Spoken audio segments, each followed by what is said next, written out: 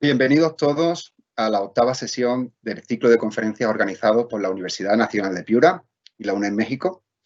sobre incertidumbres y perspectivas de la educación superior en España y Latinoamérica tras la COVID-19. Soy Vicente Pérez, director de la UNED México, y en esta penúltima sesión del ciclo tenemos el honor de contar con la presencia del doctor don José Manuel Pingarrón, secretario general del Ministerio de Universidades del Gobierno de España. El doctor Pingarrón es licenciado en Ciencias Químicas y doctor en Ciencias por la Universidad Complutense de Madrid, universidad en la que es catedrático de Química Analítica. Su actividad científica es tremendamente productiva, con más de 430 artículos científicos. Ha sido editor para Europa de la revista Electroanálisis, presidente de la Sociedad Española de Química Analítica, vicepresidente de la Real Sociedad Española de Química y miembro de la Junta Directiva de la Confederación de Sociedades Científicas de España. Y ha sido condecorado, entre otras distinciones, con la Medalla de la Facultad de Química, el Premio de Investigación en Química Analítica de la Real Sociedad Española de Química y la Medalla de Honor de la Facultad de Enfermería, Fisioterapia y Podología de la Universidad Complutense de Madrid. Entre su experiencia en gestión, podría destacarse que ha sido presidente del Consejo Asesor de Ciencia, Tecnología e Innovación, presidente de la red OTRI, secretario ejecutivo de la sectorial de I+D+I de la CRUE, vicerrector de Transferencia de Conocimiento y Emprendimiento en la Universidad Complutense de Madrid y secretario general de Universidades, cargo que ocupa actualmente. La conferencia que nos expondrá a continuación lleva por título Los retos de la educación superior en la época del COVID-19, haciendo de la necesidad virtud. Señor secretario, muchísimas gracias por aceptar participar en este ciclo de conferencias. Tiene usted la palabra. Muchísimas gracias, Vicente, y muchísimas gracias. Es un honor estar aquí con todos ustedes y comentarles un poco las experiencias que desde España hemos tenido y estamos teniendo en estos cursos académicos tan complicados como los que estamos teniendo a continuación. Bueno, los retos del sistema universitario, el sistema universitario en general y del español en particular, ya eran complejos antes de la incidencia de la pandemia, de la COVID-19, pero ahora evidentemente se han acentuado muchísimo. El sistema educativo superior no deja de ser un reflejo de cómo la sociedad en su conjunto va marchando hacia lo que en general llamamos una sociedad basada en el conocimiento y que en el marco del espacio iberoamericano del conocimiento, pues es cierto que tenemos una relación fluida y muy común con todos los gobiernos latinoamericanos en el sentido de compartir experiencias y compartir medios materiales para poder hacer frente a estos nuevos retos universitarios que la sociedad nos demanda. Evidentemente, la incidencia de la pandemia sobre la educación superior lo único que ha hecho ha sido acelerar y poner más de manifiesto estos retos. ¿Cuál ha sido fundamentalmente el problema? Y de ahí el título de Haciendo de la necesidad virtud. Bueno, por lo menos en España, del día 14 de marzo, de la noche a la mañana, nos vino un confinamiento general que hizo que toda la actividad universitaria, tanto la docente como la investigadora, tuviera que paralizarse. Es evidente que ahí lo que hubo que hacer fue cambiar una estrategia docente fundamentalmente basada en una presencialidad que es un marchamo típico de las universidades, de la mayoría de las universidades públicas españolas, por un sistema docente basado en la no presencialidad. Este sistema docente basado en la no presencialidad es cierto que en algunas universidades está más desarrollado que en otras, pero no había un marco común de trabajo para pasar de la noche a la mañana, como digo, de la presencialidad a la no presencialidad. ¿Esto qué ha supuesto? Pues supuso un esfuerzo enorme por parte de toda la comunidad universitaria para poder adaptarse a la nueva situación. Desde luego por parte del profesorado, que evidentemente, y aquí la brecha de edad es algo muy importante a tener en cuenta, no es lo mismo un profesorado joven que está muy acostumbrado a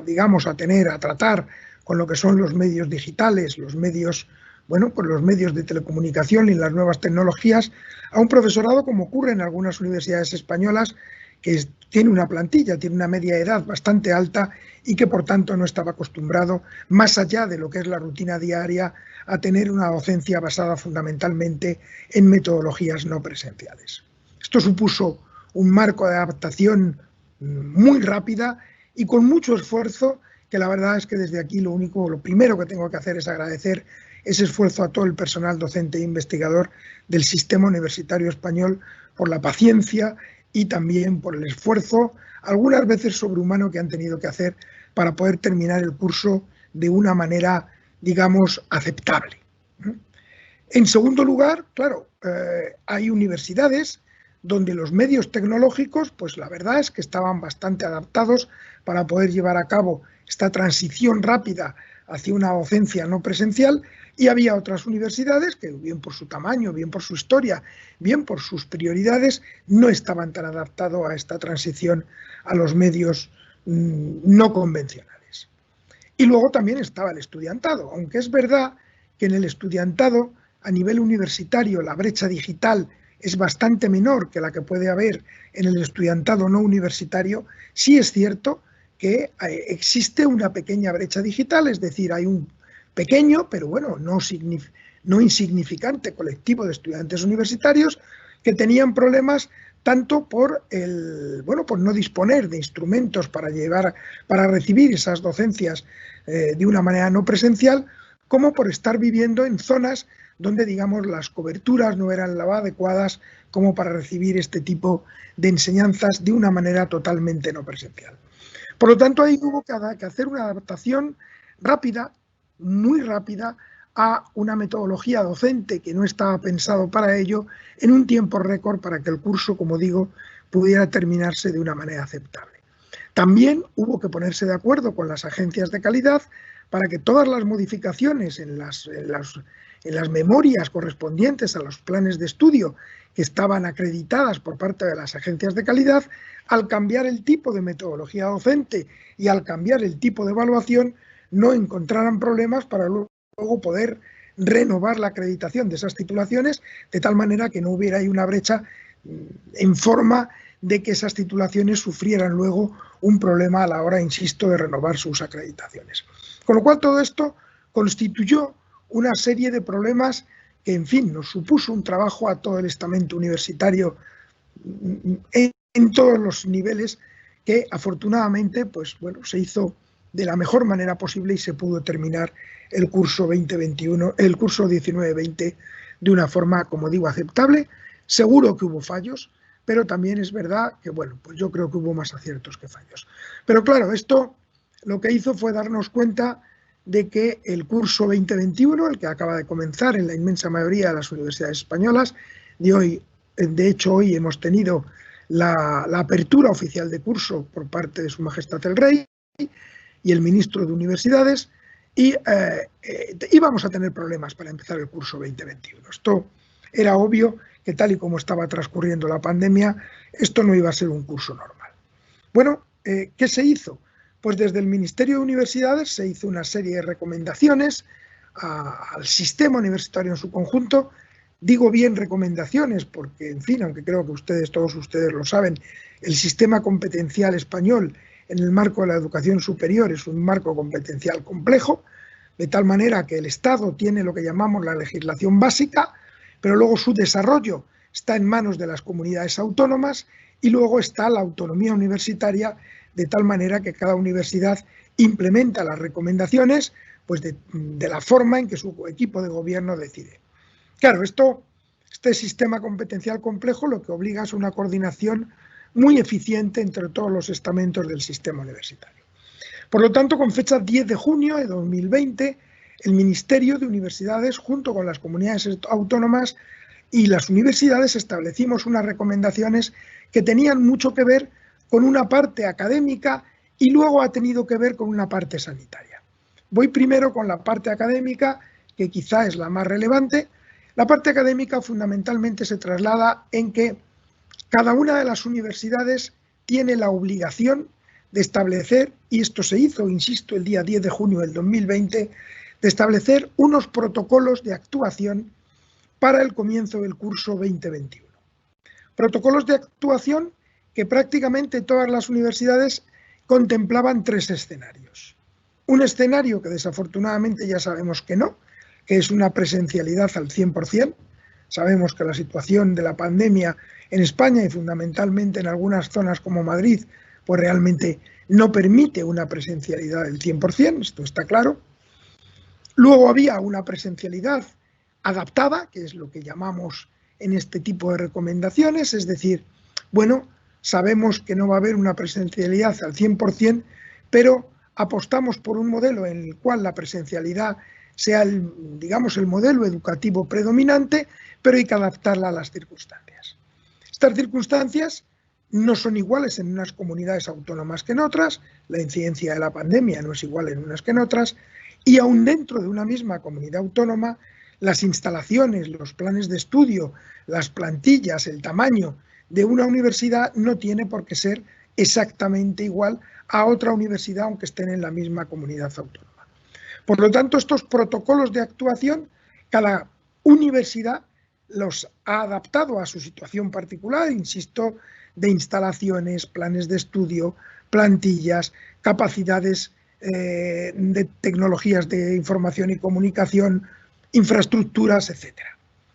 Estos protocolos de actuación, lo que se dijo en las recomendaciones, que tenían que estar todos publicados antes del comienzo de curso, que se tenían que publicitar suficientemente para que toda la comunidad universitaria, antes del comienzo de curso, y en particular los estudiantes, antes de matricularse, las conocieran, de tal manera que todo el mundo supiera a qué atenerse, todo el mundo supiera cómo iban a desarrollarse las enseñanzas, los calendarios, los modos de evaluación en caso de que la enseñanza fuera como es ahora mismo semipresencial, es decir, este modelo híbrido donde se conjuga la presencialidad con la no presencialidad, de tal manera pues, que cada universidad pudiera desarrollar esos planes y que todo el mundo en la comunidad universitaria lo supiera, y también luego, claro, que cada centro, cada facultad, cada escuela, cada instituto universitario adaptara esos planes de contingencia a su casuística particular. No es lo mismo una facultad como la Facultad de Químicas, donde los laboratorios de investigación y de prácticas tienen una incidencia muy importante, que una facultad donde esas prácticas experimentales no tienen una incidencia tan importante. Pero al mismo tiempo tienen otras peculiaridades, es decir, no hay nada ni mejor ni peor, sino que hay que adaptarlo a cada una de las particularidades. Bueno, pues eso se ha hecho, y luego, ahora insistiré un poquito más, había una eventualidad, un plan de contingencia C, un tercer plano, que es que si la pandemia desafortunadamente nos obligaba de nuevo a un confinamiento completo, hubiera un plan de contingencia, ahora sí, preparado con tiempo y con todas las infraestructuras y toda la formación necesaria para el profesorado, para pasar a una enseñanza completamente virtual, insisto, en caso de que no hubiera más remedio. De momento, la inmensa mayoría de las universidades han optado por este modelo híbrido, presencialidad adaptada, digamos con unos rasgos generales que son los siguientes. Por un lado, bueno, pues las grandes clases magistrales, donde hay un número muy elevado de alumnos y por tanto requieren unas aulas muy grandes para cumplir los requisitos de sanidad, bueno, pues esas grandes lecciones magistrales para grupos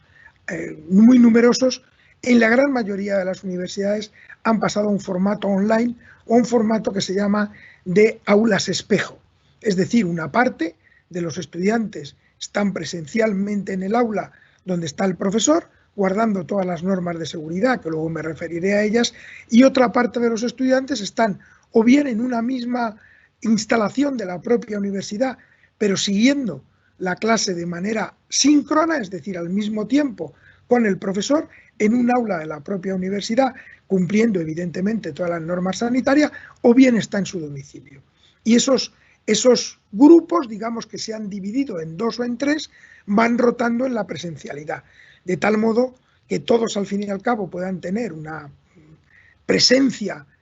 física en las instalaciones de la universidad, pero se va rotando, insisto, con el objetivo prioritario de guardar las normas que tanto el Ministerio de Sanidad como las consejerías de sanidad de las correspondientes comunidades autónomas han establecido. Y luego, una de las actitudes que prácticamente todas las universidades han puesto en marcha es que las enseñanzas prácticas, esas sí, hacemos todo lo posible para que esas enseñanzas sean presenciales. Como esas enseñanzas prácticas requieren grupos menos numerosos, hay que adaptar las instalaciones, los laboratorios, las clases de seminario para cumplir con los requisitos de sanidad y, por tanto, que se puedan hacer presencialmente. Es decir, uno de los de los aspectos más criticados del final del curso anterior es que algunas prácticas presenciales en algunas enseñanzas técnicas o sanitarias, bueno, pues se tuvieron que terminar como se pudo. Incluso se ha aprovechado el verano para complementarlas en algunas ocasiones o el comienzo de este curso para complementar las que no se pudieron hacer el año pasado. Pero ahora ya que estamos advertidos, guardamos la presencialidad para esas enseñanzas prácticas y también para los grupos de seminario o grupos de discusión, que son por tanto grupos más pequeños y que sí puede realizarse de una manera presencial. Digamos que ese es el esquema general en el cual se ha establecido la docencia en este comienzo de curso 2021. Insisto, de una forma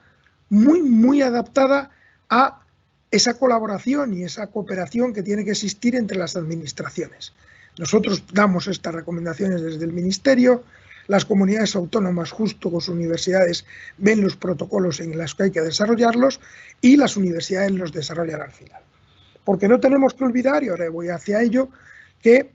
una vez que se terminó el estado de alarma, las competencias sanitarias han pasado del Ministerio de Sanidad a cada una de las consejerías con competencias en sanidad de las comunidades autónomas. Evidentemente hay una coordinación entre el Ministerio de Sanidad y estas consejerías, de tal manera que hay directrices que son comunes. Y esto se ha trasladado a las propias recomendaciones que ha hecho el Ministerio a todo el sistema universitario español.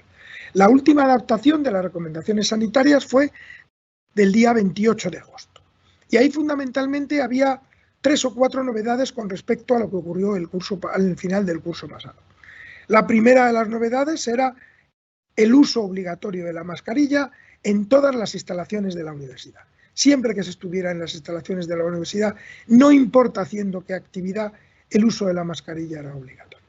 Evidentemente se seguía manteniendo la obligatoriedad de guardar la distancia interpersonal en 1,5 metros y este era el requisito clave para saber si las instalaciones de cada universidad, de cada facultad, para dar cada asignatura eran suficientes o no para que la enseñanza fuera presencial o tuviera que pasar a otro tipo de modalidades. Esto no cambió. Lo que cambió es que en las directrices de junio la obligatoriedad de la mascarilla no era tal. Si se cumplía la distancia interpersonal podía no llevarse mascarilla.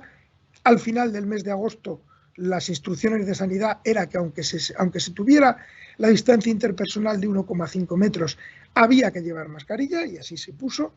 Luego había que asegurar una ventilación adecuada de las instalaciones, en este caso de las aulas, cada vez que se terminara una clase y una desinfección por parte del personal de los medios que se utilizaban en el aula, pues las pizarras, los borradores, las pizarras electrónicas, los medios, había que hacer esa desinfección siempre, cada una de las veces en que se terminaba la clase. Y luego también otra de las obligatoriedades era que había que designar una persona en cada una de las universidades y en cada uno de los centros, una persona, digamos, el coordinador COVID,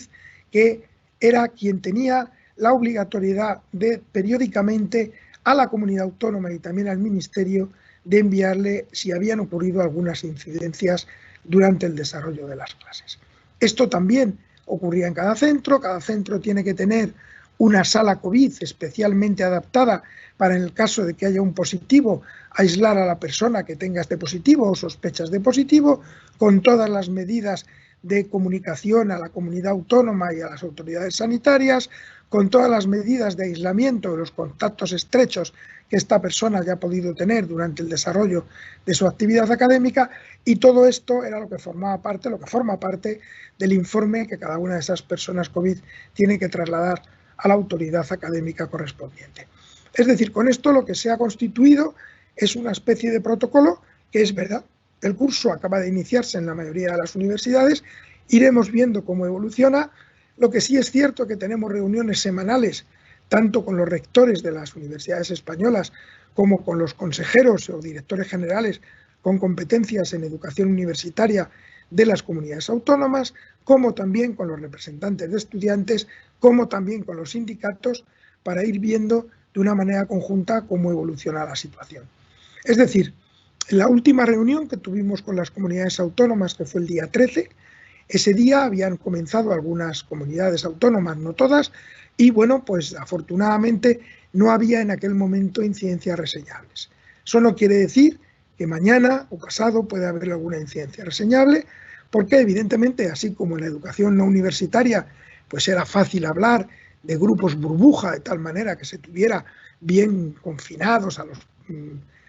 pequeños en clases, de tal manera que sus contactos estuvieran controlados. Aquí estamos hablando de estudiantes universitarios que, como bien saben ustedes, no están en un solo grupo, sino que hay intercambio de asignaturas optativas, prácticas, grupos de discusión, seminarios, etcétera. Por lo tanto, no tiene sentido hablar de grupos burbuja en ningún caso en la enseñanza universitaria. De tal forma que aquí es evidente que el contacto entre unos grupos y otros es mayor, pero también tenemos una ventaja. Estamos hablando con estudiantes que son personas adultas, mayores de edad, y por lo tanto, en este sentido, la apelación a una responsabilidad individual tiene que ser eficiente. Porque, en fin, algunas de las noticias de algunos grupos que han dado positivo en los últimos días tiene más que ver con las reuniones sociales que algunos grupos de estudiantes han hecho fuera del ámbito universitario que con la actividad académica propiamente dicha. Entonces aquí, esto es una de las cosas que haremos próximamente el ministro y yo con la reunión con los representantes de estudiantes, es bueno pues que desde las propias organizaciones estudiantiles se haga una llamada a la responsabilidad individual de los estudiantes. De nada vale que tengamos unas medidas estrictas y muy cuidadas y muy trabajadas en los recintos universitarios si después fuera de ellos no se cumplen las medidas que el Ministerio de Sanidad y las consejerías de sanidad correspondientes aplican en cada una de las comunidades autónomas. Es decir, lo que pensamos es que una de las preguntas que me hacen mucho es si va a haber una brecha educacional en estos estudiantes que desafortunadamente están viviendo esta experiencia de este curso académico y ya parte del pasado con las circunstancias actuales. Bueno, otra de las cosas que las universidades están cuidando mucho es que los nuevos estudiantes que ingresan a la universidad puedan tener en la mayor parte posible ese contacto con el propio campus universitario, con la universidad, que es tan importante para los nuevos estudiantes. No es lo mismo una actividad presencial para un estudiante de primero, que es su primer contacto con la universidad y con los campus, con lo que eso significa de actividad social y con lo que significa de conocer lo que es la vida universitaria, que los estudiantes de grados más avanzados, de cursos más avanzados, y no digamos ya de máster, que en fin tienen otra experiencia. Bueno, las universidades están intentando que eso sea así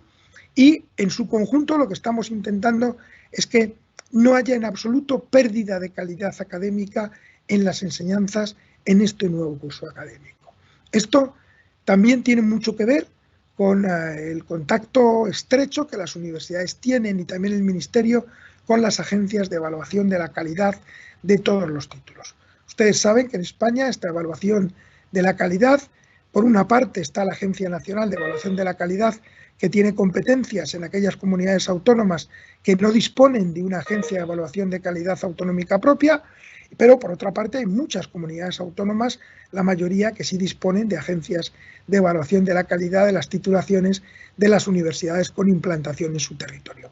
Sí que hay una muy buena cooperación entre todas las agencias de calidad, hay una red española de agencias de calidad universitaria donde se ponen en común todos estos criterios de tal manera que no haya discrepancias entre los criterios de calidad de los títulos de unas comunidades autónomas y otras. Entonces sí que hay una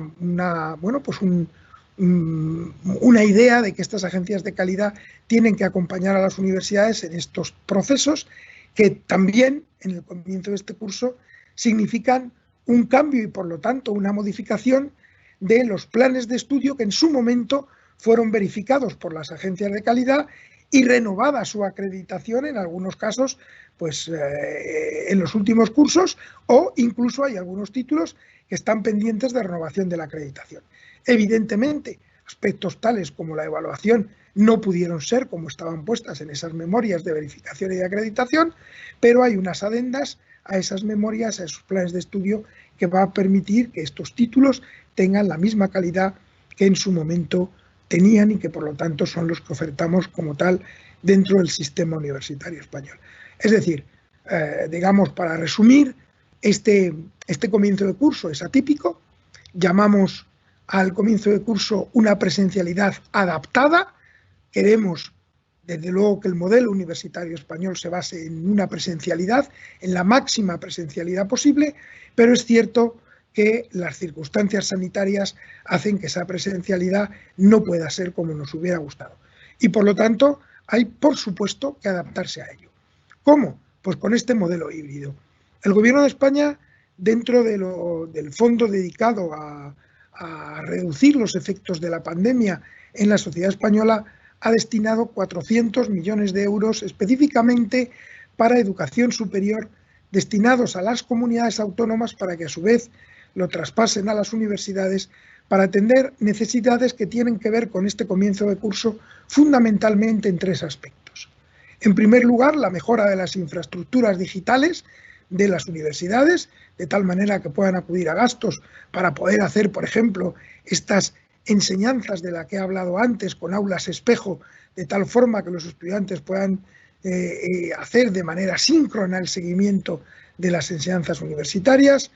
Por otra parte, cursos de formación al profesorado y a los estudiantes y al personal de administración y servicios para que sean capaces de adaptarse a lo que significa el cambio metodológico docente, que es el cambio de la actividad presencial a la no presencial, y también, ¿por qué no?, para que estén más familiarizados con el uso de estas instalaciones y de estas infraestructuras virtuales. Y, en tercer lugar, para que el personal de administración y servicios tenga un refuerzo en las plantillas de tal forma que lo que es el mantenimiento de toda esta infraestructura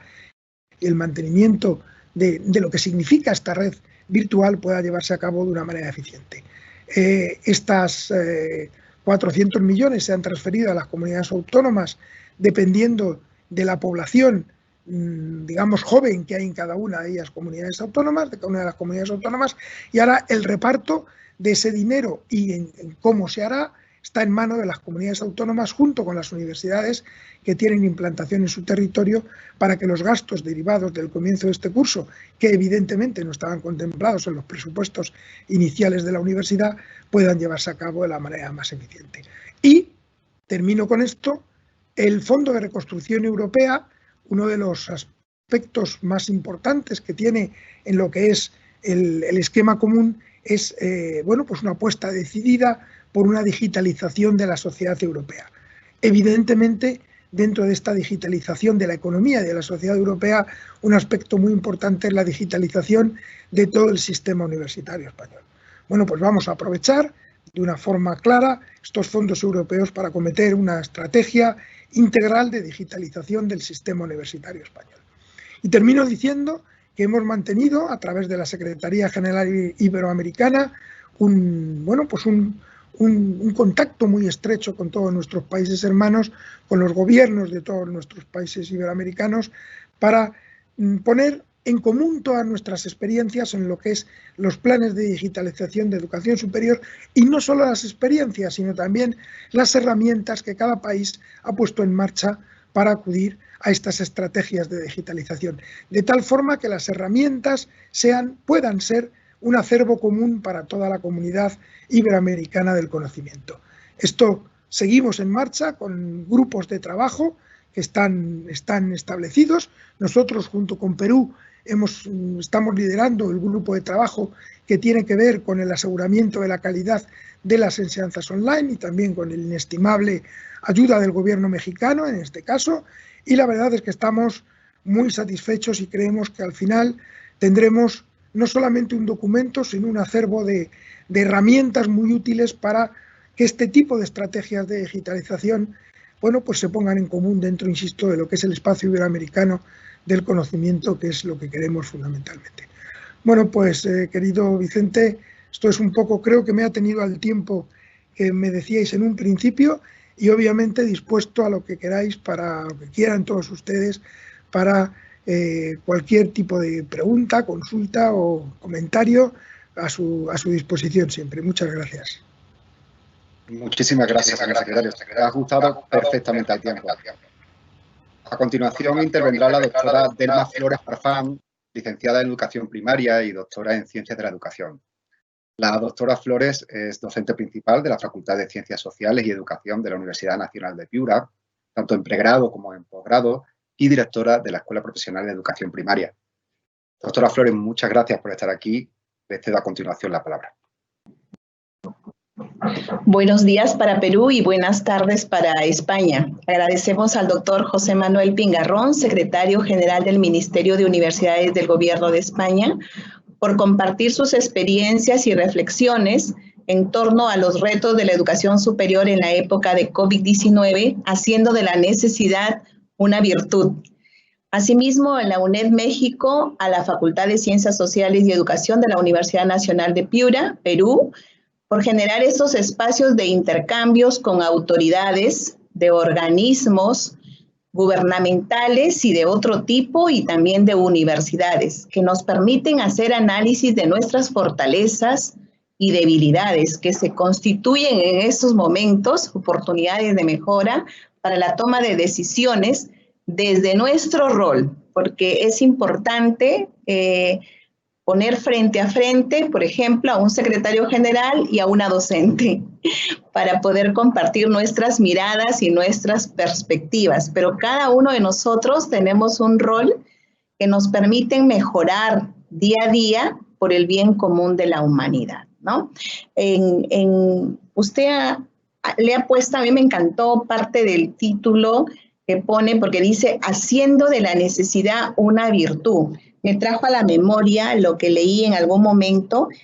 que el caos es el generador del cambio y el cambio nos lleva a la evolución. Entonces, esta pandemia es al mismo tiempo una oportunidad que ha permitido que los gobiernos, quienes toman decisiones, los responsables de la toma de decisiones, también encaucen alguna de las políticas.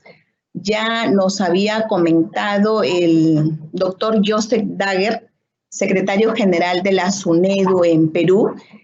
encargada del licenciamiento de las universidades, que incluso fue necesario en Perú modificar algunos artículos de la ley universitaria que no habían contemplado de manera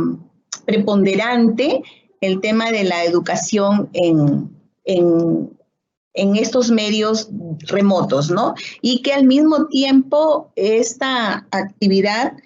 nos ha llevado a esa transformación que en mucho tiempo, porque no era una demanda nueva, ya era una demanda incluso desde el documento de Boloña, de las competencias digitales que eran necesarias desarrollar, estuvo contemplado en los objetivos del milenio y hoy también son parte de los objetivos de desarrollo sostenible. Entonces son parte incluso de manera declarativa de algunos documentos de planificación y los planes sectoriales de educación, por ejemplo, el tema de la virtualización. Pero vuelvo a repetir, están de manera declarativa, pero muchas veces ya las decisiones operativas que implica dotar de presupuestos, recursos, ya viene la parte difícil, ¿no? Porque por lo menos en algunos países de América Latina los presupuestos destinados a educación y a salud justamente fueron los más castigados, ¿no? Entonces sí es importante que en este contexto las formas de gobierno generen esa reflexión también para poder atender estas dos ejes para el desarrollo de la humanidad, que es educación y es sanidad, ¿no? Entonces, por ejemplo, en el tema de infraestructuras, en el caso de Perú no todas estaban preparadas. Hemos tenido que echar manos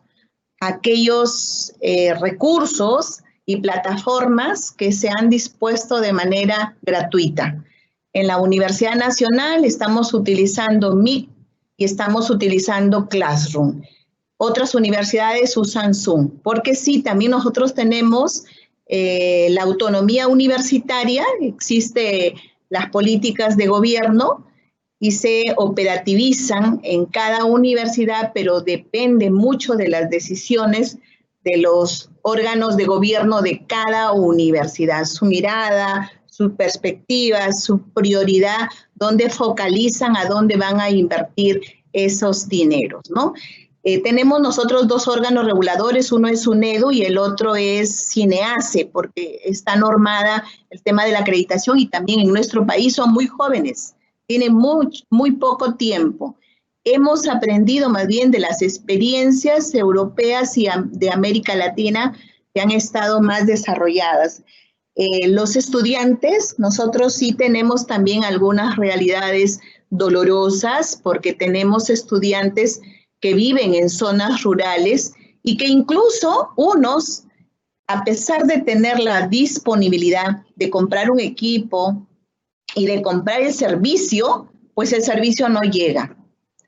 Tenemos operadores como Claro, Movistar, Vitel, Entel, pero no llegan a esas zonas, no está la infraestructura para que pueda trabajar. Miren que en esta misma ciclo de conferencias hubo un problema porque nuestro ex decano que vive en el centro de Piura, en su zona el internet es débil. Y mucho más ahora que está saturado porque todo el mundo está trabajando con este tema del internet. Entonces, ese cambio que se está generando y yo agradezco y felicito porque en este momento la cooperación no solamente al interior de la universidad,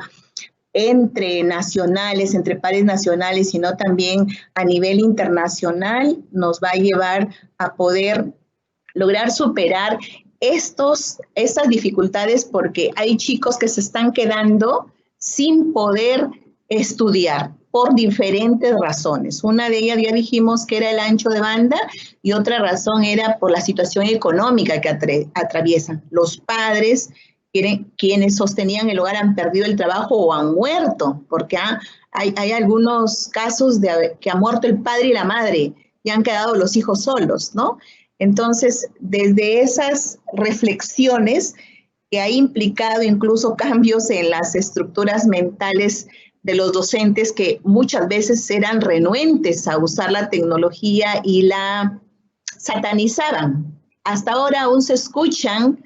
algunos docentes y algunas autoridades que satanizan los medios digitales,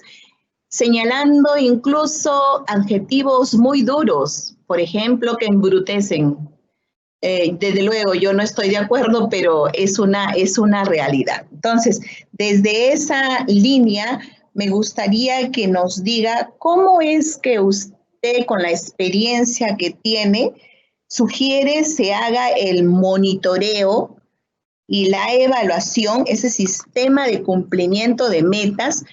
al interior de la universidad, porque como le digo, se declaran muy bonitos en los planes de estudio, en los planes estratégicos, pero ¿cómo se hace en realidad? Porque también se da mucho énfasis a las ciencias como las biologías, la nanotecnología, etcétera, pero las humanidades muchas veces se deja de lado. Y en este momento tan difícil, hemos visto que son muy importantes porque, por ejemplo, se requiere atención de psicólogos, etcétera, etcétera. Gracias.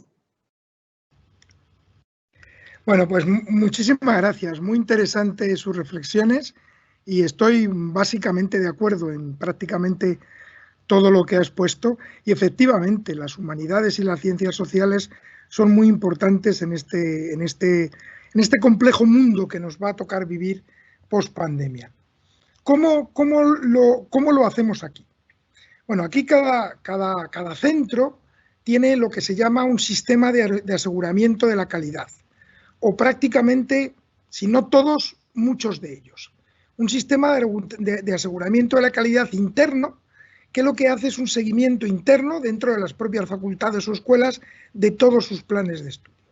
Ese sistema de aseguramiento de la calidad, cuando se produce una incidencia como la que está ocurriendo ahora, se pone en contacto con las agencias evaluadoras de la calidad y ven cómo tienen que hacer para asegurar el cumplimiento de los objetivos del modelo enseñanza-aprendizaje, o sea, cómo se aseguran los objetivos del aprendizaje. Esto va desde las metodologías docentes hasta las formas de evaluación finales. O sea, que esto es la manera normal de hacer este tipo digamos, de aseguramiento de que el sistema funciona. Claro, Esto lo que es cierto es que cambia bastante de centros a centros y de universidades a universidades. Por ejemplo, no es inusual que aquí en España haya pues, cartas a los periódicos de algún estudiante o alguna vez alguna intervención en radio o en televisión de algún estudiante que dice, pues en mi asignatura X resulta que el profesor no sabe hacer bien la enseñanza online. O resulta que cuando se pone a escribir en la pizarra yo no lo veo. Claro, entonces hay veces que nos llaman al ministerio y nos dicen, ¿ministerio? No, a ver, afortunadamente el sistema institucional de las universidades españolas hace que, gracias a Dios, un ministro no le pueda decir a un rector lo que tiene que hacer ni a un profesor cómo tiene que dar sus clases. Es decir, hay un entramado institucional que permite, bueno, pues que si hay algún problema de ese tipo, hay un director de departamento, hay un coordinador de titulaciones, hay un vicedecano de estudios o un vicedecano de estudiantes, hay un decano, hay un vicerrector, es decir, hay toda una estructura que lo que hace es que estas incidencias se puedan resolver de una manera mucho más rápida y eficaz que si tuvieran que llegar al ministerio. Es decir, ese sistema de aseguramiento de calidad es el que tiene interno, es el que tiene que estar bien engrasado para poder llevar a cabo este tipo de aseguramiento. Esto no quita para que efectivamente aquí hayamos tenido también algún problema con, bueno, pues si un estudiante está confinado en un pueblo, en la sierra, donde la conexión a Internet no es buena, pues en fin, que haya tenido algún problema. También hemos tenido una colaboración muy estrecha con algunas de las compañías de telefónicas y, en fin, hemos puesto todo lo que está a nuestro alcance para que estas incidencias tecnológicas sean las mínimas posibles. Esto no quiere decir que sean el 0%, pero sí ahora, en el comienzo del nuevo curso, sí que estas deficiencias tienen que ser las mínimas. Y si hay alguna deficiencia particular, tenemos que tener los recursos y los mecanismos necesarios como para resolverlos de manera inmediata. O sea, el objetivo fundamental es que nadie pierda el curso por motivos ajenos a su desempeño académico. Nadie puede perder el curso por eso. Y todo el sistema universitario, desde, insisto, los directores de departamento hasta el ministro, estamos enfocados a que no haya una sola pérdida de calidad académica en este curso 2021. Ojalá, dentro de unos meses, se dice que para ya la primavera que viene la normalidad sea otra vez como la que conocíamos y podamos volver a la situación anterior. Pero mientras tanto, tenemos que asegurar por todos los medios que la calidad de la enseñanza se sigue manteniendo. Bien, pues desafortunadamente nos vamos quedando sin tiempo y vamos a tener que finalizar esta 8ª sesión. Muchísimas gracias a todos los asistentes, pero sobre todo muchas gracias, doctora Flores y señor secretario general, por sus interesantísimas aportaciones a este ciclo de conferencias. Les esperamos a todos en la siguiente sesión, que servirá como clausura del ciclo. Un saludo.